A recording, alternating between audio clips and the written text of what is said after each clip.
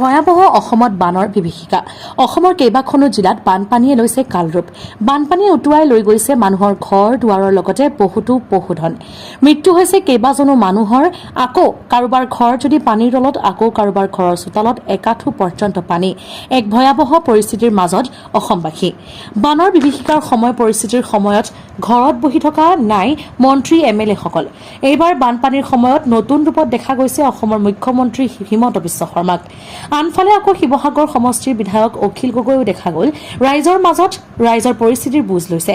বানপানী ক্ষতিগ্ৰস্ত ৰাইজে কি পাইছে কি পোৱা নাই সেয়া বেলেগ কথা, কিন্তু জনপ্ৰতিনিধি ৰাইজৰ মাজত থকা অতি প্ৰয়োজন।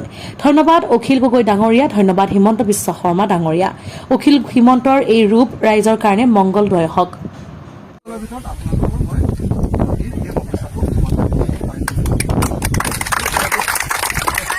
আৰু এটা কথা ক'লে যে ইলেক্ট্ৰিচিটিৰ কথাটো পৰি গৈছে।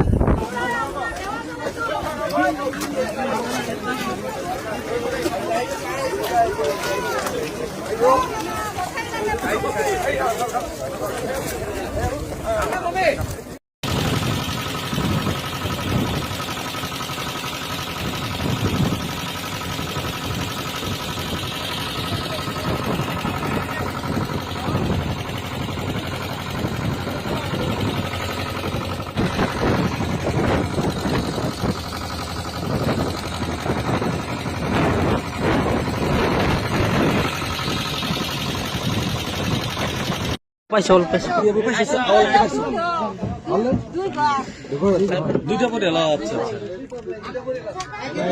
নামা লাগছিল।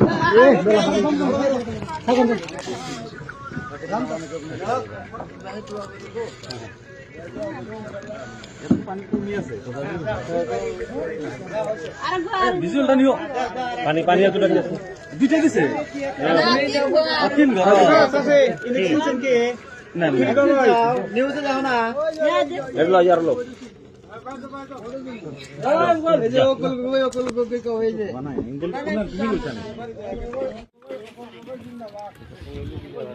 আশীর্বাদ করে দিলে দাদা। এতিয়া ঘৰে পানী আছে কি? পানী দেখো নাম নামছে না নামছে কত? এই পানী ওই যে তাই কইছে ও বাপ রে, ও হাই ঠিক আছে বুকু পানি হোক। ও বাপ রে, বেঞ্চের উপরে চৌকির উপরে মানে থাকছে। ফেরালতে কোনই জানতো 300 রি গাছে।